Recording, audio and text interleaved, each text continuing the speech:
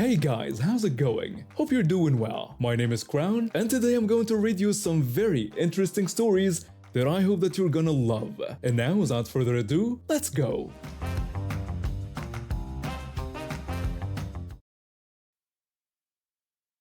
I've always had a complicated relationship with swimming pools. I kinda grew up in a landlocked area. My parents never prioritized swimming lessons. They were always working multiple jobs to make ends meet, and luxuries like swim classes weren't in the budget. By the time I could afford lessons myself, I felt too self-conscious about being the only adult who couldn't swim. Despite my inability to swim, I love being in the water. There's something peaceful about floating in the shallow end, watching others enjoy themselves. I always make sure to wear my safety gear, goggles, a nose plug, and a swim cap. My boyfriend often teases me about looking like a professional swimmer while barely being able to doggy paddle, but I'd rather be safe than sorry. That summer day started like any other pool visit. My boyfriend and I arrived early, hoping to avoid the crowds. The morning air was still crisp, and the water looked inviting. While my boyfriend went to change, I quickly got into my swimsuit and safety gear, heading to the shallow end to wait for him. That's when this little girl, probably around 4 years old, waded over to me. She politely asked if I could play with her. When I asked about her parents' whereabouts, she just shrugged and repeated her request to play. Something didn't feel right. I suggested we sit and wait for her parents instead. She agreed and immediately launched into an enthusiastic monologue about Dora the Explorer. While she chatted away, I caught the lifeguard's attention and signaled about the unattended child. He quickly made an announcement about a missing girl. 20 minutes later, her father stormed over, looking furious. The little girl excitedly called out to her father and ran to him. He snatched her up and left, but not before giving me the dirtiest look I'd ever seen. My boyfriend finally joined me and we moved to the big pool. After failing yet another swimming lesson attempt, I swear I'm hopeless, he went to try the diving board. I stayed near the 8-foot section, holding on to a thick float rope attached to a pillar. I was watching my boyfriend in line when it happened.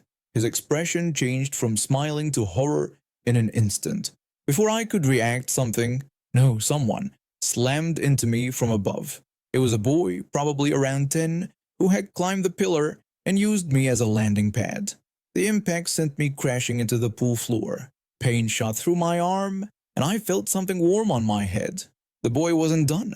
He ripped off my goggles, scratching my face in the process, then yanked away my swim cap. Without my goggles, everything was a blur. I couldn't tell which way was up and my lungs were burning. The next thing I remember was coughing up water while the lifeguard performed CPR. My boyfriend was on the phone with emergency services. After making sure I was breathing, he went looking for the kid who attacked me. Through my blurred vision, I saw the boy run to the kiddie pool and hand my stolen gear to the little girl from earlier. My boyfriend lost it and punched the kid, making him cry. That's when the father showed up again, screaming at my boyfriend about what he was doing. My boyfriend demanded the return of my belongings, yelling that the boy had nearly killed me. The father responded with a shocking accusation, calling me inappropriate names and suggesting I had been harassing his daughter. He even tried to justify his son's actions, saying I was lucky that was all his son had done. Pool security eventually kicked them out, but the arguing continued in the parking lot.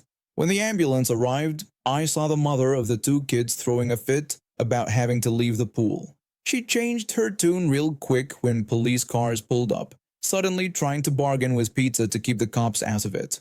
At the hospital, I was diagnosed with a concussion and needed several stitches. The police asked if I wanted to press charges, and I didn't hesitate to say yes. The boy ended up in juvenile detention for 2 months, plus community service, and his parents had to pay my medical bills. The entire family got hit with a lifetime ban from the pool. Not just that summer, not just a few years. Forever. The father lost his job when his workplace found out about the incident. Turns out, encouraging your son to assault someone and then defending it doesn't look good on your record. The little girl now gets swimming lessons from a proper instructor, supervised by her mother who has full custody. I heard the divorce papers were filed pretty quickly after the incident. I finally signed up for proper swimming lessons. My brush with drowning was terrifying, but I refused to let it stop me from enjoying the water. I'm still not great at swimming, but at least now I can save myself if another entitled brat tries to use me as a diving board. I've always had a complicated relationship with my younger cousin. Being 3 years older than him, you'd think I'd be the one picking on him, but it's actually the opposite.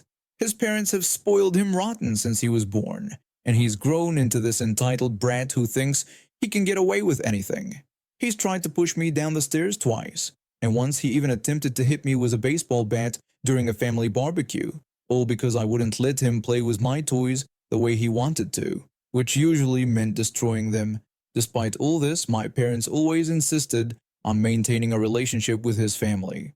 They would always say that they're family, as if that excused his behavior. So when my 14th birthday came around last year, I wasn't surprised when my aunt announced that my cousin would be staying over for the night. I was disappointed, but I'd learned to pick my battles. The party itself went well. Most of my family members gave me money instead of presents, which I preferred since I could buy what I wanted. I received about £60 in total, which I carefully stored in a small box in my drawer. I was planning to go shopping with my best friend the next day to buy this new game I've been saving up for. That evening, things started going downhill. My cousin hadn't brought his Nintendo 3DS charger, and somehow this meant I wasn't allowed to play on my Xbox. When I protested about not being able to play my own Xbox on my birthday, my mom told me not to be selfish because my cousin was our guest. My cousin then smugly repeated her words about me being selfish. I couldn't believe the unfairness of not being allowed to play my own Xbox in my own house on my birthday. I was so frustrated I decided to go to bed early. My cousin stayed up and I could hear him moving around in my room, but I was too tired to care. Guess I should have been more suspicious. The next morning I woke up excited about my shopping trip, but when I checked my money box, my heart sank. There was only £20 left. I knew immediately what had happened. I rushed downstairs where my aunt and cousin were getting ready to leave. I demanded my £40 back, but my cousin played dumb and asked what £40 I was talking about.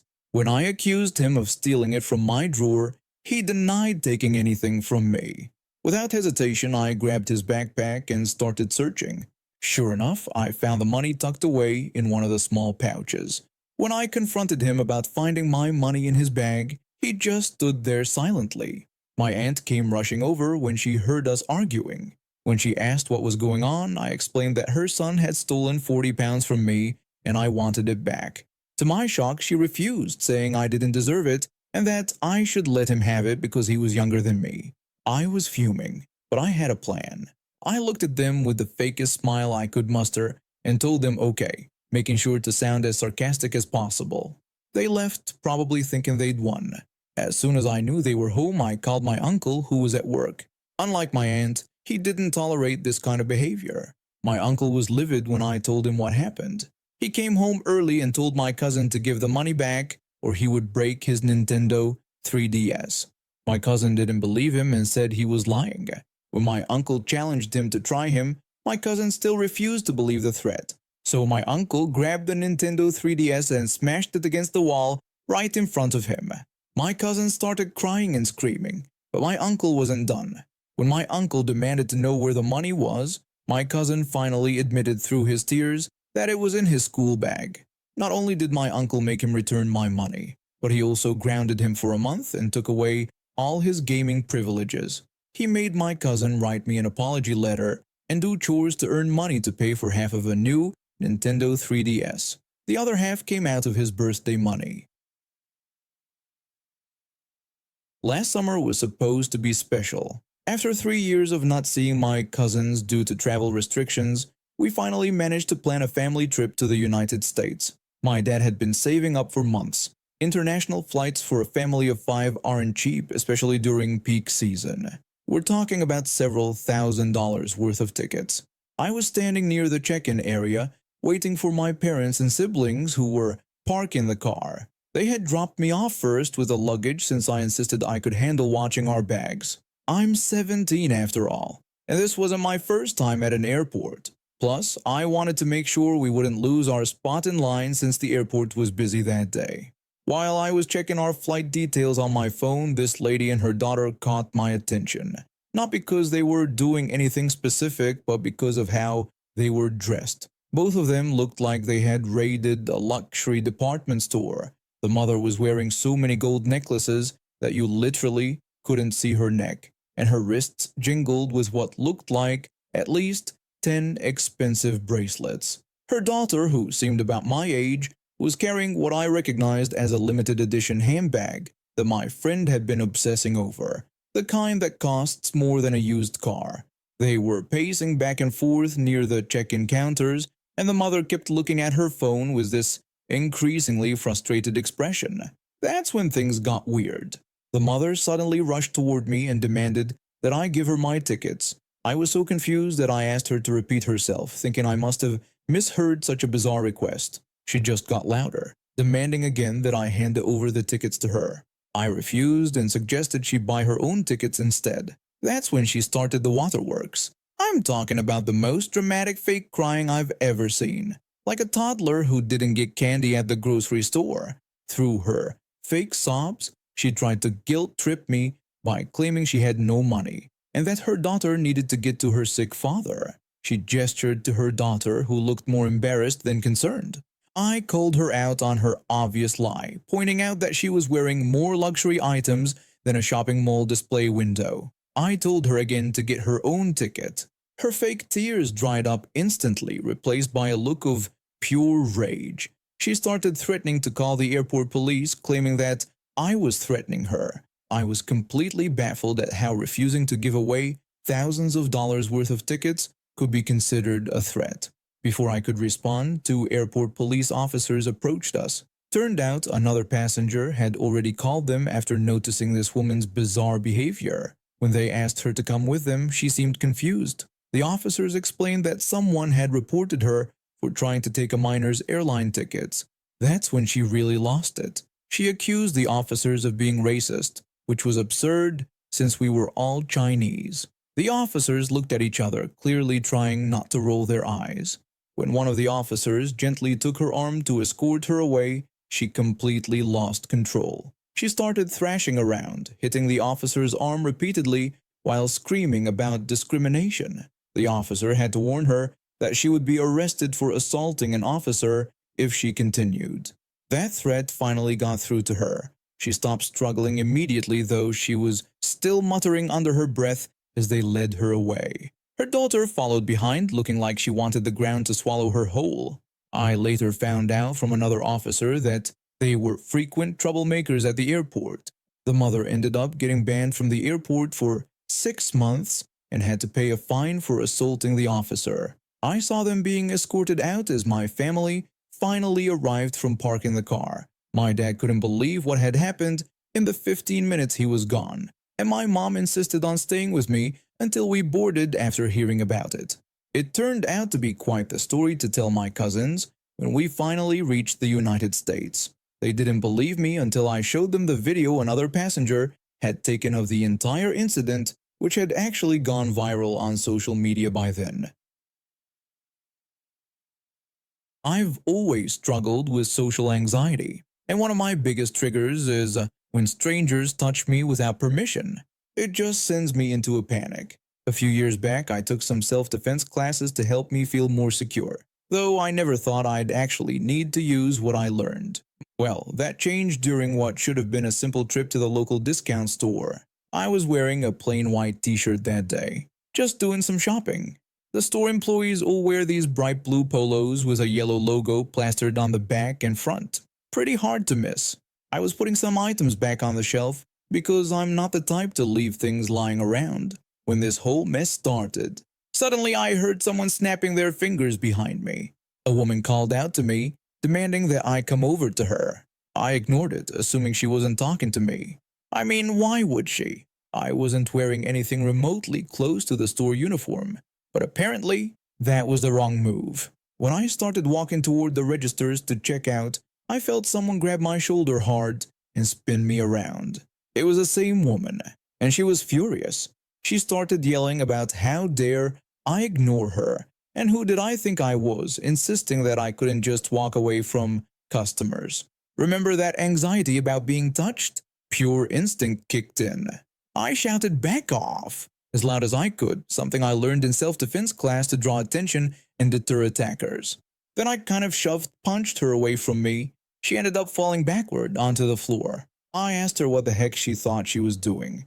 She responded by screaming about how I had punched a paying customer and demanded to speak to my manager. When I told her I didn't work there, she called me a liar and threatened to have me both fired and arrested. Thankfully, a manager was nearby and heard the commotion. He rushed over to see what was happening. The woman immediately started ranting to him about how I, supposedly his employee, had ignored her and then assaulted her completely unprovoked. She demanded that I be fired and that the police be called. I tried explaining that I didn't work there and had only defended myself after she assaulted me. The manager told her that I wasn't an employee. She insisted I must be, pointing out that I had been putting things back on shelves. The manager repeated that I didn't work there and never had, but she still demanded the police be called. The manager gave me this knowing smile. Turns out there were security cameras pointing right at us. He told her he'd be happy to call the police. I expressed that I really just wanted to buy my stuff and leave, but the woman insisted I wasn't going anywhere. She continued to accuse me of assault while threatening that I was lucky she was involving the police instead of beating me herself. The police arrived within 10 minutes. The woman launched into an elaborate story about how I had not only hit her, but apparently kicked her too, which never happened. She kept screaming about how I was lying and she was a victim because she was a woman. The manager offered to show everyone the security footage, and we all headed to the back office to watch it. After reviewing the footage, one of the officers told her that it clearly showed she had assaulted me first, and I had simply defended myself. He pointed out that there was no evidence of me punching or kicking her as she had claimed. The woman completely lost it. She started cursing and screaming at everyone. Then, to make matters even worse, she tried to slap one of the officers. Bad move. They immediately arrested her and took her to the station. The manager ended up giving me a $35 store coupon for my trouble, which actually covered more than what I was buying that day. I saw him a few times after that, and he told me the woman had been permanently banned from the store.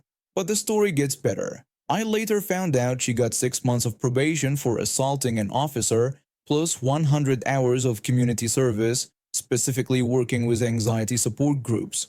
The judge apparently thought it would help her develop some empathy. I still shop at that store, but now I always make sure to wear the most non-blue shirts I own just to be safe. And now we have reached the end of today's stories. Thank you for watching, and see you next time.